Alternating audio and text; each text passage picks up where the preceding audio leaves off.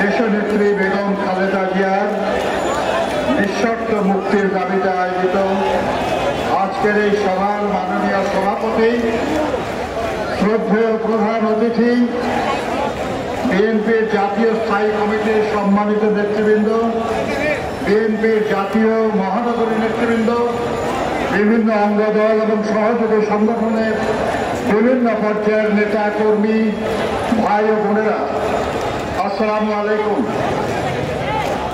প্রিয় সহকর্মীগণ, আমরা যারা ঢাকার আলিয়া মাদ্রাসায় দেশনেত্রী বেগম খালেদা জিয়ার যখন বিচার কার্য চলছিল আমরা সেখানে গিয়েছি, আমরা সবাই দেখেছি যে তার বিরুদ্ধে কোনো অভিযোগ প্রমাণিত হয় নাই। তিনি কোনো তহবিল তসরুপ করেন নাই, কিন্তু অবাক বিস্ময়ে আমরা দেখলাম তাকে 5 বছরের সাজা দেওয়া হল। আমরা জানি যে নর্মালি নিম্ন আদালতে কারো সাজা হলে উচ্চ আদালতে আপিল করলে সেটা কমে, কিন্তু দেশনেত্রী বেগম খালেদা জিয়ার সাজা উচ্চ আদালতে গিয়ে দ্বিগুণ হয়ে গেল। এই বাংলাদেশটা আমরা মুক্তিযুদ্ধ করে স্বাধীন করেছি।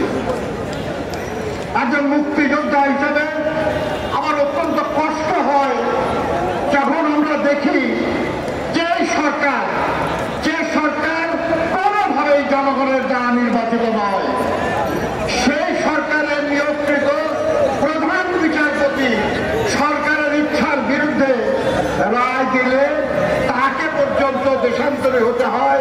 এবং আমরা এটাও দেখলাম যে এই সরকার তারই নিযুক্ত প্রধান বিচারপতির বিরুদ্ধে দুর্নীতির অভিযোগ এনেছে এবং তার সাজা পেয়েছে। অর্থাৎ এই সরকারের নিযুক্ত প্রধান বিচারপতি দুর্নীতিগ্রস্ত, এই সরকারের নিযুক্ত দেশের প্রধান সেনাপতি দুর্নীতির দায়ে অভিযুক্ত, এই সরকারের নিযুক্ত পুলিশ প্রধান দুর্নীতির দায়ে অভিযুক্ত, এই সরকারের নিযুক্ত ঢাকা মেট্রোপলিটন পুলিশের কমিশনার দুর্নীতির দায়ে অভিযুক্ত, এই সরকার রাজস্ব বিভাগ, যেটা সরকারের অত্যন্ত গুরুত্বপূর্ণ বিভাগ, সেখানকার বড় বড় কর্মকর্তারা দুর্নীতির দায়ে অভিযুক্ত। এই সরকারই তো দুর্নীতির দায়ে অভিযুক্ত হবে। যে সরকারের নিযুক্ত এত গুরুত্বপূর্ণ ব্যক্তিরা সব দুর্নীতির দায়ে অভিযুক্ত হয়, তাহলে সেই সরকার দুর্নীতিবাদ নয়? দুর্নীতিবাদ নয় কিনা? সেই দুর্নীতিবাদ সরকার বেগম খালেদা জিয়ার বিরুদ্ধে কোনো অভিযোগ প্রমাণিত না হওয়া সত্ত্বেও তাকে সাজা দিতে উদ্দীপ্ত করল কেন? কি অভিযোগ আসলে বেগম খালেদা জিয়ার বিরুদ্ধে? আসল অভিযোগ হলো বেগম খালেদা জিয়া জনপ্রিয়। আসল অভিযোগ হলো বেগম খালেদা জিয়া এই দেশের মানুষকে ভালোবাসে, আর এদেশের মানুষ বেগম খালেদা জিয়াকে ভালোবাসে। তাকে সামনে রেখে অন্যায় অনাচার করা যাবে না।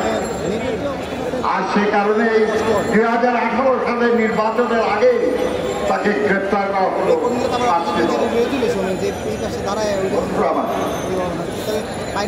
আজকে দেশনেত্রী বেগম খালেদা জিয়া দারুণভাবে অসুস্থ, তার সুচিকিৎসা প্রয়োজন। অভিজ্ঞ ডাক্তাররা বলছেন যে চিকিৎসা তার দরকার, ওই রকম চিকিৎসা দেওয়ার পরিবেশ বাংলাদেশে নাই। একটু আগে আমার এক সহকর্মী বলেছেন যে আমাদের আইনমন্ত্রীও ডাক্তার হয়ে গেছে। তিনি বলেন যে দেশে সব এদের চিকিৎসা সম্ভব, শুধু তাদের দলের যে সেক্রেটারি সেতুমন্ত্রী তার চিকিৎসা চেক আপ দেশে সম্ভব না, শুধু তাদের রাষ্ট্রপতির চোখের চিকিৎসা দেশে সম্ভব না, শুধু তাদের নেত্রীর কানের চিকিৎসা দেশে সম্ভব না, আর সব চিকিৎসা সম্ভব। আরে সব চিকিৎসা চিকিৎসায় যদি এখানে সম্ভব, তাহলে যারা ভারতে চিকিৎসার জন্য যাবে তাদের ভিসা প্রক্রিয়া একটু সহজ হচ্ছে, এটাকে কৃতিত্ব বলে মনে করেন কেন?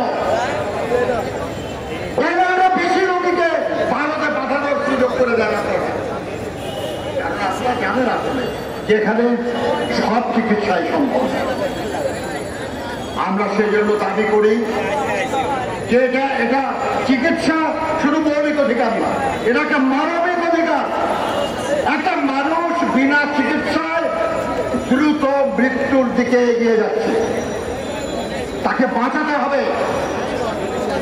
আর বোনেরা, যিনি শহীদ জিয়া শাহাদাত বরণের পর ছোট ছোট দুটো সন্তানকে রেখে আমাদের ডাকে এদেশের মানুষের গণতন্ত্র পুনরুদ্ধারের জন্য, তাদের অর্থনৈতিক মুক্তির জন্য সংসারের সমস্ত দায়িত্ব ছেড়ে রাজপথে নেমে এসেছিলেন। 9 বছর অবিরাম লড়াই করে স্বৈরাচারের পতন ঘটিয়ে গণতন্ত্র পুনরুদ্ধার করেছিলেন, বিএনপিকে সম্মানিত করেছিলেন, পুনরায় ক্ষমতায় আসীন করেছিলেন। তিনি 1-11 সরকারের সঙ্গে আপোষ করেন নাই বলে 2008-এর নির্বাচনে তাকে বিপর্যয়ের সম্মুখীন হতে হয়েছিল। তারপরেও গণতন্ত্রের পথ ছাড়েন নাই। আমাদের সেই মাতৃসভা নেত্রী মৃত্যুর দিকে এগিয়ে যাচ্ছে, আর আমাদের দায়িত্ব কি শুধু প্রতিবাদ জানানো, নাকি তার মুক্তির জন্য সর্বাত্মক আন্দোলন করে দেওয়া? আমি আপনাদের কাছে বিনীত অনুরোধ জানাচ্ছি, তার একজন সহকর্মী হিসাবে একবারে রাজনীতির প্রথম দিন থেকে তার সাথে কাজ করার সুবাদে যা আপনারা তার সুচিকিৎসার মাধ্যমে জীবন রক্ষার জন্য যে আন্দোলন, সে আন্দোলনে এগিয়ে আসুন। বন্ধুরা, মনে রাখবেন, তার সুস্থতা শুধু তার জন্য প্রয়োজন না, বাংলাদেশের জন্য প্রয়োজন, বাংলাদেশের মানুষের স্বার্থ রক্ষার জন্য প্রয়োজন। এই যে দ্রব্যমূল্যের ঊর্ধ্বগতি, এই যে দুর্নীতি অনাচার, এই যে দেশের স্বার্থ বিকিয়ে দেওয়ার ষড়যন্ত্র, এর সব কিছুর জবাব একমাত্র গণতান্ত্রিক আন্দোলনের বিজয়ের মাধ্যমে নিহিত। আর সেই বিজয়ের জন্যই আমাদের প্রয়োজন দেশনেত্রী বেগম খালেদা জিয়ার নেতৃত্ব। তারেক রহমান সাহেব দিন রাত অবিরাম পরিশ্রম করছেন, কষ্ট করছেন, মানুষের জন্য কাজ করছেন, যোগাযোগ রাখছেন, দলটাকে শক্তিশালী করার চেষ্টা করছেন, বৃহত্তর ঐক্য গড়ে তুলে ফেলেছেন। কিন্তু সেই লড়াই আরো বেগবান, আরো শক্তিশালী হয়ে এই স্বৈরাচারী সরকারের পতন ঘটাতে হবে। সেই লক্ষ্যে বেগম খালেদা জিয়ার মুক্তির এই লড়াইকে বেগবান করতে হবে। আপনাদের সবাইকে সেই লড়াইয়ে অংশগ্রহণের আহ্বান জানিয়ে আমার বক্তব্য শেষ করছি। আল্লাহ হাফেজ। বাংলাদেশ জিন্দাবাদ। শহীদ জিয়া অমর হোক। বেগম খালেদা জিয়া।